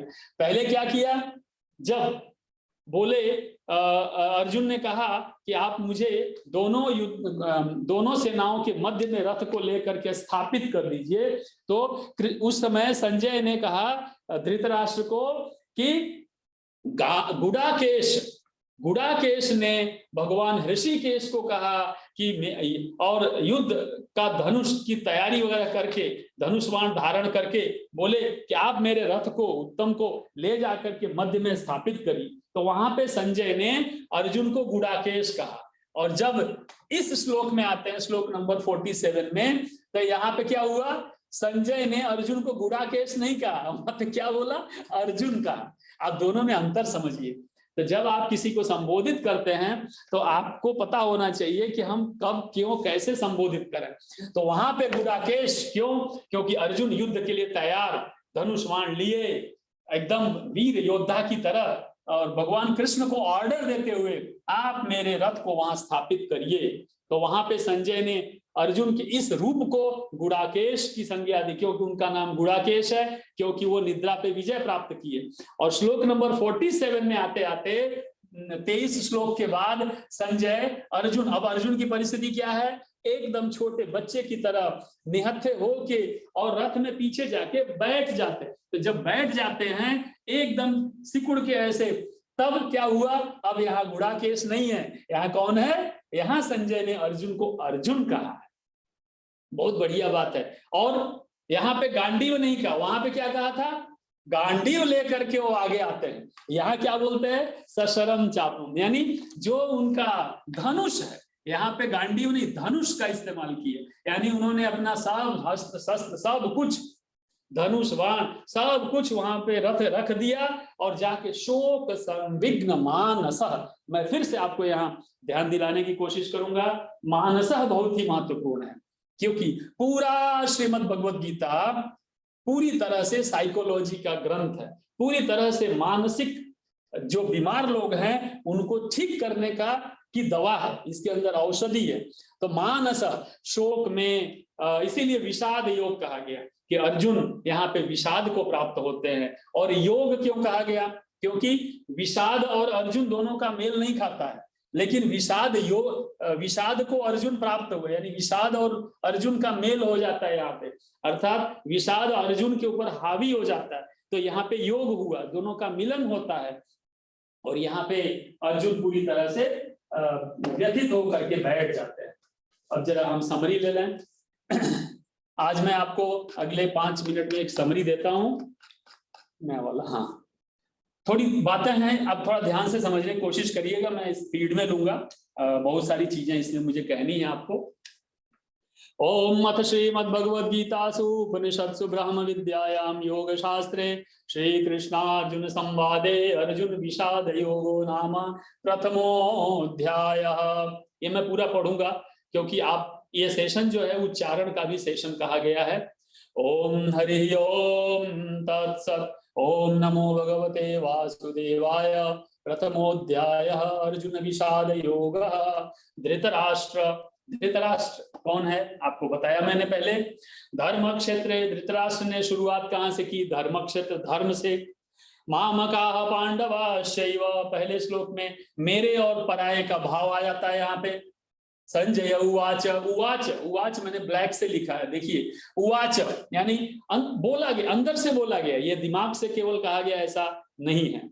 श्लोक नंबर 1.3 में हम देखते हैं द्रुपद पुत्रेण तव शिष्येण। क्यों द्रुपद पुत्र की चर्चा यहाँ पे क्या नाम है दुर्योधन करते हैं, और सीधे कह सकते थे लेकिन उन्होंने टांट भी किया कि आपने बहुत ट्रेनिंग दिया था द्रुपद के पुत्र को, लीजिए भोगिए, ठीक है, आपके सामने इतनी बड़ी सेना लेकर के वो आ गए और आपसे युद्ध करने के लिए आ गए। श्लोक नंबर 4 में दुर्योधन की नजर में भीमार्जुन समायुधि, अंडरलाइन किया, अंडरलाइन देख लीजिए, भीमार्जुन यानी भीम और अर्जुन ही उसको दिखाई देते हैं। पहले तो दुर्योधन को सबसे पहले भीम और अर्जुन, उसका डर उनके मन में सता रहा है उनको। महारथ, और वो कह रहा है कि इनके अंदर सारे महारथी है। महारथी का परिभाषा मैंने बताया था, महारथी एक मतलब 10,000 के बराबर शक्ति है। तो एक एक महारथी ऐसे है जो सामने पक्ष में अर्थात पांडवों के पक्ष में, ऐसा दुर्योधन कहते हैं कि 10,000 लोगों की सेना का उनके की शक्ति उनके अंदर। उसके आगे लीजिए श्लोक नंबर 1.7 में देखिए, ये मैंने अभी आपको बोला था अस्माकम तो विशिष्ट, अस्माकम का इस्तेमाल करते हैं, द्विजोत्तम यहाँ पे थोड़ा टॉन्ट करते हैं कि आप तो ब्राह्मणों में भी सबसे श्रेष्ठ है, अर्थात पूरी सेना में आपसे श्रेष्ठ कोई नहीं है। इनडायरेक्टली कहने की कोशिश ये भी कर रहे हैं कि आप इतने बड़े हैं, और अस्माकम दोनों शब्दों का इस्तेमाल करके गुरु को थोड़ा प्रशंसा दे रहे, थोड़ा गुरु की प्रशंसा किया, लेकिन साथ में टॉन्ट भी किया। क्या कि आप तो ब्राह्मण हैं, आप तो जाति से केवल ज्ञान दान दे सकते हैं, आप तो युद्ध करेंगे नहीं, आप तो कुछ करेंगे नहीं, इसलिए जो मैं कहता हूं वही करो, आप बाकी तो आप कुछ करने वाले हो नहीं। और साथ में मम सैन्यस्य, मेरी सेना मेरे लिए यहाँ पे आई हुई है और अपने प्राणों तक बलिदान देने के लिए तैयार है। इसके आगे लीजिए श्लोक नंबर 9 में देखिए, मद अर्थे लिखा है ना, मद अर्थे मेरे लिए त्यक्त जीविता, मेरे लिए ये लोग अपना जीवन त्याग करने के लिए तैयार हैं। और पीछे के लिए इसमें लिखते हैं सर्वे युद्ध विशारदा। आप फिर से समझिए कि सामने कौन है? महारथी है। और दुर्योधन की ही भाषा में देखिए उसका डर दिखाई दे रहा, बोला कि सामने तो बड़े बड़े महारथी हैं, और हमारे यहाँ कौन है? ऐसे लोग हैं जो मेरे लिए जीवन त्यागने के लिए, जीवन खत्म करने के लिए भी तैयार हैं, और युद्ध विशारद है, यानी केवल विशारद। महारथी ऐसा कहीं नहीं कहा दुर्योधन ने कि हमारे साइड में भी महारथी है, उसने कहीं नहीं इस्तेमाल किया ये शब्द का। फिर 1.10 में देखिए, भीष्माभिरक्षितम भीमाभिरक्षितम, अर्थात हमारे साइड में भीष्म है, यानी हमारी सेना बहुत बड़ी है, ऐसा अपने गुरु को कहने की कोशिश कर रहे हैं। और ये यहाँ से ये भी कह सकते हैं कि आपसे ज्यादा हमारी सेना भीष्म पे विश्वास करती है, तो इनडायरेक्टली गुरु का यहाँ पे निंदा भी हो गया। और सामने के की जो सेना वो छोटी है, तो इतनी बलशाली नहीं है, वो दिखाने की कोशिश कर रहे हैं कि भीष्म इधर और उधर भीम, कहाँ भीष्म और कहाँ भीम, तो भीम से है इसलिए वो कोई बहुत बड़े लोग नहीं है और उनको हम आसानी से जीत सकते हैं। और फिर आगे लिखते हैं, एक चीज गलत इसने कह दिया कि पूरी की पूरी सेना को, हे गुरु द्रोणाचार्य जी, मैं ऐसा कहता हूं कि आप सभी लोग, यानी गुरु भी उसमें आ गए, सब लोग केवल और केवल भीष्म की रक्षा करें, बाकी कुछ करने की जरूरत नहीं। इनडायरेक्टली ऐसा कह दिया कि हमारे जो पितामह भीष्म हैं वो सबसे महान हैं और आप सब लोगों की एक ही जिम्मेदारी है, आप सभी का एक ही कर्म धर्म कर्तव्य है कि आप भीष्म की रक्षा करें और कुछ करने की आवश्यकता नहीं है। 1.12 नीचे लीजिए, रेड कलर से ये किया है 1.12 और 13, ये देखिए 12 में मैंने ब्लैक कलर से पितामह लिखा हुआ, यहाँ पे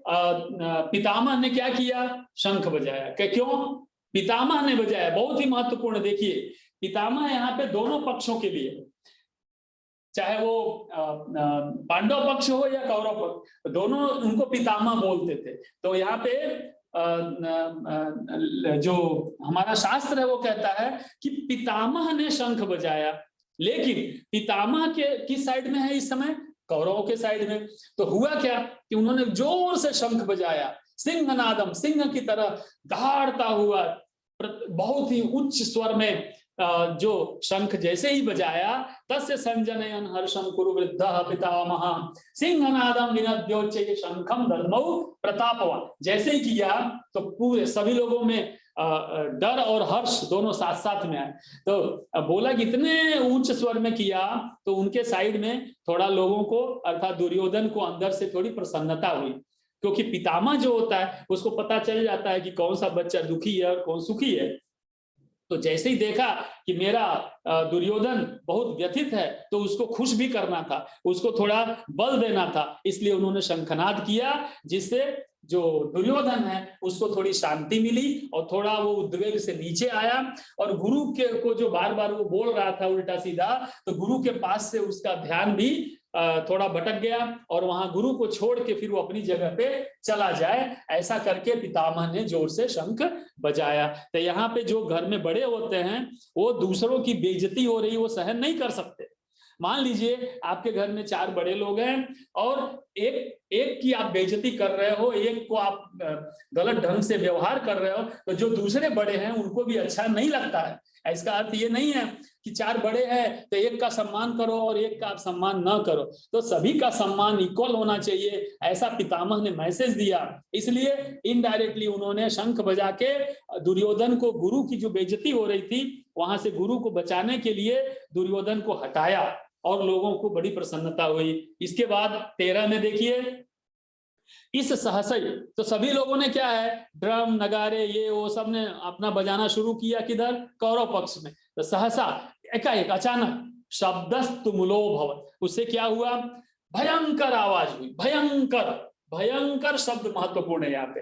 तो समझो जब आप गलत काम करते हो तो चाहे आप उस समय जो क्रोध करते हो उससे भयंकरता आती है, उससे कोई प्रेम नहीं उत्पन्न होता। अब यहाँ से देखिए जो भी मैंने ग्रीन कलर किया है ना, ये सब भगवान के नाम, ये समझिएगा। पहली बार अब सोचो दुर्योधन की नजर में भगवान नहीं आए, उसकी नजर में भीम और अर्जुन और बाकी लोग आते हैं, द्रुपद वगैरह, लेकिन माधव नहीं आते। अब यहाँ पे इसलिए माधव को लगा कि यार ये तो गड़बड़ हो रहा है, तो चलो मैं ही कूद पड़ता हूँ। तो जब आपका युद्ध धर्म युद्ध होता है, जब आप अपने जीवन में सच होते हो, तो आप भगवान को याद रखते हो, उनको साथ में रखते हो, तो भगवान आगे खड़े रहते हैं। यहाँ पे कौन आगे खड़ा हुआ, जब सामने भीष्म पितामह ने शंख बजाया तो इधर से माधव ने शंख बजाया। और माधव तो प्रेम के भूखे हैं, प्रेम ही न्योछावर करते, प्रेम से ही रहे, तो उन्होंने प्रेम पूर्वक दिव्य शंख बजाने की कोशिश किया, जिसका नाम है पांचजन्य। तो माधव ने, और उस समय वहां पांडव जो लोग भी थे सबने शंख बजाया, तो माधव ने और अर्जुन ने दिव्य शंख बजाए और उनका नाम है पांचजन्य और देवदत्त वगैरह। आगे कर चलते हैं। अब देखिएगा 1.14, 15, 16, 17 और 18 मैंने येलो कलर किया। ये येलो कलर के पीछे का रीजन ये है कि 1.13 तक कौन था, दुर्योधन और उनकी सेना का था। अब 14, 15, 16, 17 और 18 में क्या हुआ, यहाँ पे पूरा पांडव पक्ष है। तो आप ये ध्यान रखें, आपको पढ़ने में आसानी रहेगी कि माधव ने अर्थात ऋषिकेश, ऋषिकेश यानी जिसको इंद्रियों पे विजय प्राप्त है। तो माधव जो प्रेम है, पूरी तरह से प्रेम में परिपूर्ण है। ऐसे आप भगवान द्वारकाधीश, भगवान कृष्ण का वेशभूषा देखो, कितना मनोहर, कितना सुंदर, दिल को हर लेने वाला माधव ऋषिकेश, जबकि वो खुद इंद्रियों का दास नहीं है, इंद्रियां उनकी दास है। तो बोला कि ये 5 श्लोक पांडवों की ओर से है, और यहाँ पे कैसी ध्वनि आती है कि सामने वालों का हृदय विदीर्ण होता है, जबकि बाकी पूरे ब्रह्मांड में सुख की प्राप्ति होती है। इसीलिए इसका अंतिम श्लोक 18 नंबर में देखो, पृथक पृथक अंडरलाइन किया मैंने, 18 का अंतिम शब्द पृथक पृथक, यानी सबने अलग अलग अलग अलग अपने शंख बजाए। यहाँ एक चीज आपसे कहना चाहूंगा, आज की डेट में आईएसओ सर्टिफिकेशन होने लगा, उस समय कितना आईएसओ सर्टिफिकेशन रहा होगा, हमारी टेक्नोलॉजी कितनी सिस्टमैटिक थी। एक एक व्यक्ति के नाम का शंख का नाम भी अलग अलग है, एक एक हाथी का नाम अलग है, एक एक रथ का नाम अलग है, हर व्यक्ति का जो धनुष बाण है उसका भी नाम अलग अलग है। आप समझ गए कितना सिस्टमैटिक जीवन था, कितना एडवांस उस समय का समय था, लोग थे, एक एक चीज डिफाइंड थी।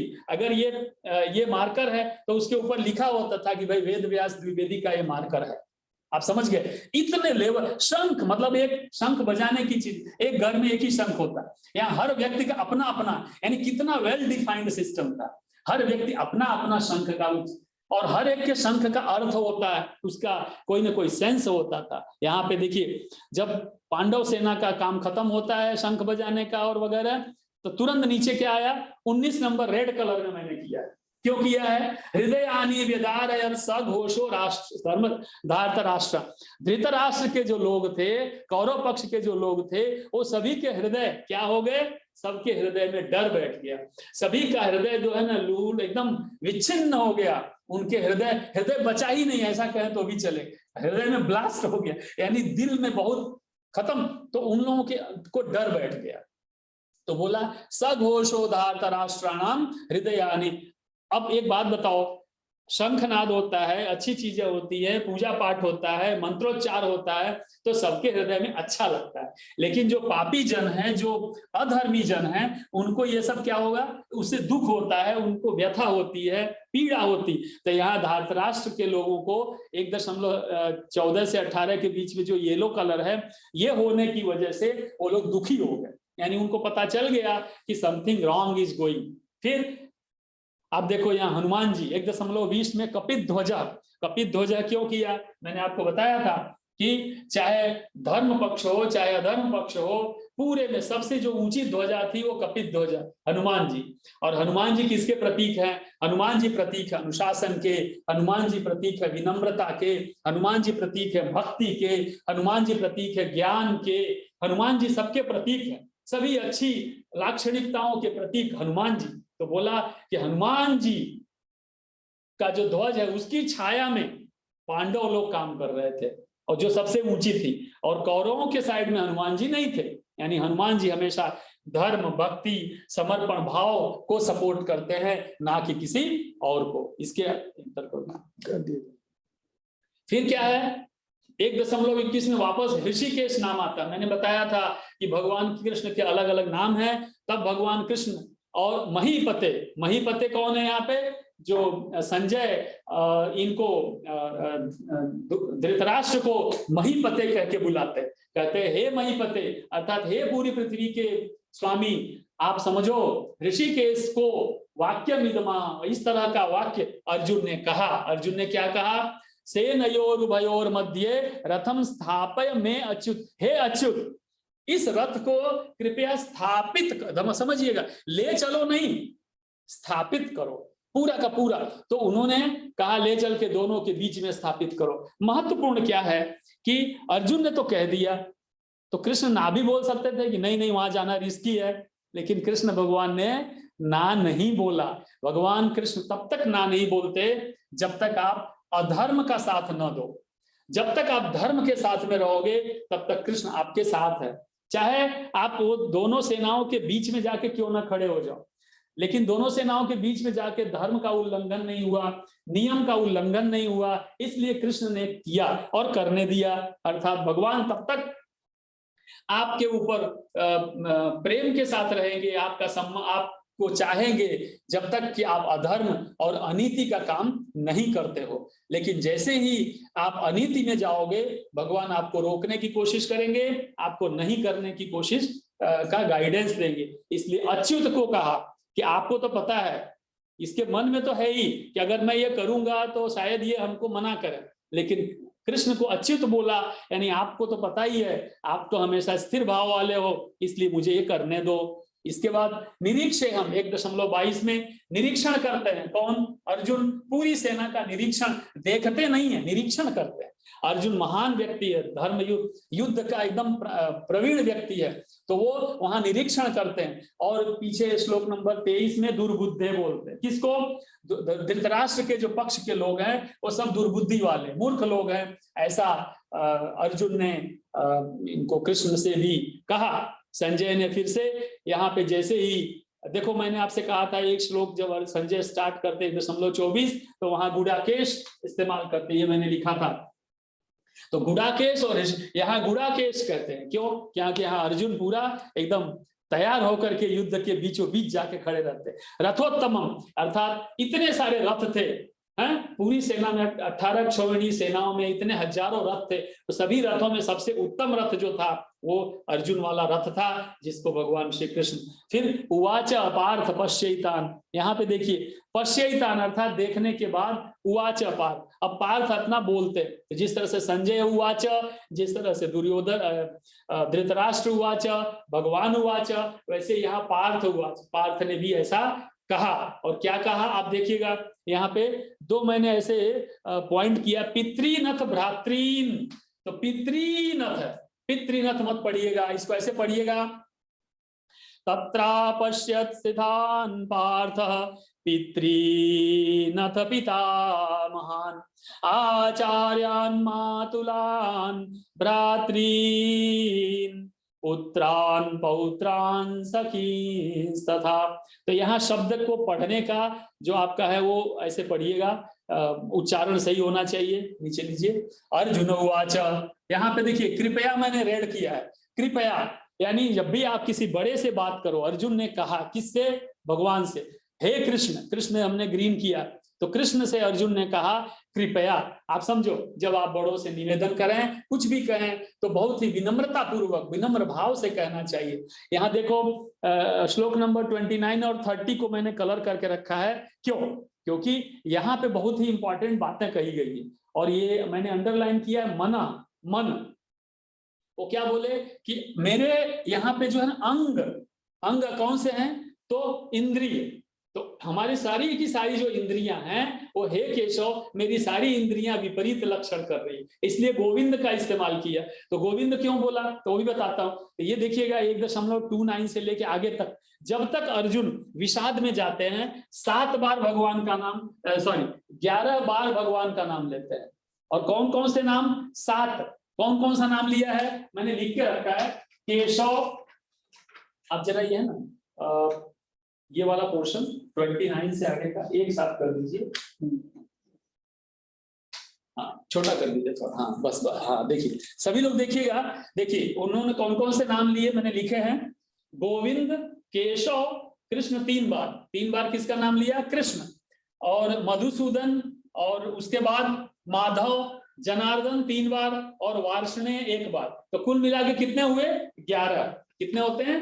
11 बार। और कितने नाम का उपयोग किया? 7 नाम मैंने ग्रीन ग्रीन ग्रीन करके रखा है, केशव, कृष्ण, गोविंद, मधुसूदन, जनार्दन, माधव, ये सभी का नाम ऊपर ऊपर, हाँ ये मधुसूदन, जनार्दन, माधव, इस तरह से उन्होंने 11 बार नाम दिया। मेरा आपसे ये कहना है कि जब भी आप कभी दुख में हो, जब आप कभी पीड़ा में हो, जब आप किसी बहुत बड़े संकट में आ जाएं, जैसे यहाँ पे अर्जुन संकट में आ गए, तो आप क्या करें? भगवान के नाम लें। आपके जो भगवान के प्रिय नाम है वो लीजिए, भगवान के आपको जो प्रिय लगता है वो आप ले सकते हो। लेकिन अर्जुन यहाँ 11 बार नाम लेते हैं, कब? जब वो विषाद को प्राप्त हो रहे, जब अर्जुन इस लेवल से नीचे की ओर जा रहा है, जब दुखी जीवन में जा रहा है, जब संकट की घड़ी, जब मोह की घड़ी में आता है अर्जुन, तो वो क्या करते हैं? भगवान के नाम लेते हैं। कितने नाम? 7 प्रकार के नाम लेते हैं। और मैंने नाम आपको बताया, गोविंद, केशव, कृष्ण, मधुसूदन, माधव, जनार्दन और वार्ष्णेय। ये 7 नाम है, आप गिन सकते हो, गिनना। गोविंद 1, केशव 2, कृष्ण 3, मधुसूदन 4, माधव 5, जनार्दन 6 और वार्ष्णेय 7। 7 नाम अर्जुन लेते हैं, किसके? भगवान के। और ये 7 नामों में जनार्दन 3 बार बोलते हैं और कृष्ण 3 बार, तो 3 3 तो 7 और 4 11 हो गए, तो 11 नाम लिए। अर्थात जब आप कभी संकट में हो, परीक्षा की घड़ी है, तो आंख बंद करके भगवान के 11 बार नाम ले लो। ओम कृष्णाय नमः, वासुदेवाय नमः, माधवाय नमः, केशवाय नमः, है ओम गोविंदाय नमः, ओम जनार्दनाय नमः, ओम मधुसूदनाय। ऐसे भगवान के 11 बार नाम ले लो, आपका काम कल्याण हो, आपका कल्याण हो जाएगा। तो यहाँ ये बताने की कोशिश किया है महर्षि वेदव्यास ने और इस भगवत गीता ग्रंथ ने कि आप चिंता ना करो, आप चिंता की घड़ी में भगवान को याद करो, आपका अच्छा हो जाए। तो ये जैसे ही करते हैं और एकदम परम दुख को प्राप्त होते हैं, तब कृष्ण सामने आते हैं, है ना। वो अगले श्लोक में देखेंगे। एक मैंने अंडरलाइन किया है 34 नंबर, आचार्याः पितर पुत्रा तथैव च पितामहा मातुला श्वशुरा पौत्रा श्याला संबंधिनस्तथा। यानी ये जीवन के लोग हैं, आपके लोग हैं, जिनका महत्व आपके जीवन में है, वो ये लोग हैं। तो इनको साथ में लेके आप चलोगे भगवान की कृपा से, तो आपका कल्याण होगा। फिर क्या बोला? त्रैलोक्य महीकृते, वो मैंने आपको समझाया। आततायिन, श्लोक नंबर 36 में अर्जुन उन लोगों को आतताई अर्थात कि आतंकवादी बताते हैं, अर्थात समाज के दुश्मन हैं, ऐसा वो बता रहे हैं। श्लोक नंबर 37 में धातराष्ट्रान स्वबांधवान स्वजनम, यानी चाहे भले वो उस साइड में है, लेकिन वो भी मेरे अपने हैं, वो भी मेरे थोड़े कम अपने हैं, लेकिन वो भी मेरे ही है, मेरे ही समाज के लोग हैं, हैं? ऐसा अर्जुन का अंदर का भाव है। लोभो, 38 नंबर के श्लोक में लोभो, लोभ पे बहुत ही फोकस किया अर्जुन ने कि उनको तो लोभ है ही, हमें भी पृथ्वी के लोभ में आकर के लोगों की हत्या नहीं करनी चाहिए, तो हम भी लोभ को प्राप्त हो। वो तो लोभ का काम कर ही रहे, क्या हम भी लोभी हैं? हम भी लोभ में आके लोगों का की हत्या करेंगे? ऐसा उनका सेंस था। कुल कुल कुल कुल कुल कुल कुल कुल 10 बार कुल का इस्तेमाल किया, आप देख लो। एक श्लोक नंबर 38, 39, 41, श्लोक नंबर 42 में 2 बार, 43 में 2 बार, 40 में 3 बार और 44 में 1 बार। इस तरह से 1 2 3 4 5 6 7 8 9 10 11 बार उन्होंने कुल शब्द का इस्तेमाल किया है और अलग अलग नाम लिया इस समय। माधव, जनार्दन, वार्ष्णेय। वार्ष्णेय के पीछे का रीजन क्या है? क्योंकि वो कुल की परंपरा उनको याद दिला रहे हैं। किसको? अर्जुन कृष्ण को याद दिलवा रहे हैं कि कुल परंपरा बहुत महत्वपूर्ण है। आप भी वार्ष्णेय हैं, आप उस परिवार से बिलोंग, तो आप ध्यान सोचो ध्यान से कि आपकी कुल परंपरा कैसी है, अगर वो खत्म हो जाए तो कैसा होगा। आगे श्लोक नंबर 45 में व्यवस्थिता वयम, यानी हम लोग भी एकदम तैयार होके बैठे हुए हैं। वयम, यहाँ पे वयम यानी मैं अकेले पापी नहीं बनूंगा, आप भी इस महान पाप में शामिल हो रहे हैं। लोभेन, और किसके लिए? राज्य के सुख के लोभ में, स्वजन अपने लोगों को मारने के लिए हम तैयार हो गए हैं। लोभ के लिए हम इतने गिरे हुए, इतने नीच लोग हैं, और इसलिए मेरा कल्याण किसमें है? हे भगवान, हे कृष्ण, मेरा लाभ किसमें है? तो मैं ये युद्ध नहीं करूंगा। और ये लो शस्त्र का त्याग किया।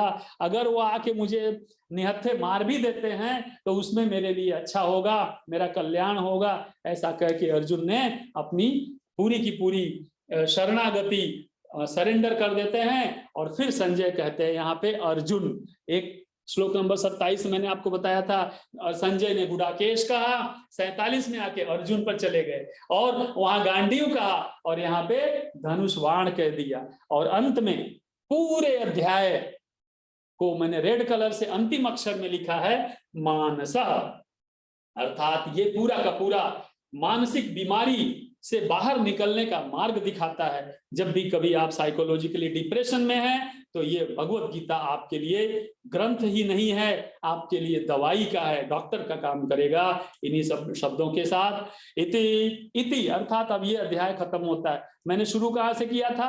अथ, अथ मतलब प्रारंभ, और इति यानी ये अध्याय समाप्त। तो अथ से इति तक इति श्रीमद्भगवद्गीतासु उपनिषत्सु ब्रह्म विद्यायां योगशास्त्रे श्रीकृष्णार्जुन संवादे अर्जुन विषाद योगो नाम प्रथमोऽध्याय। ओम। धन्यवाद।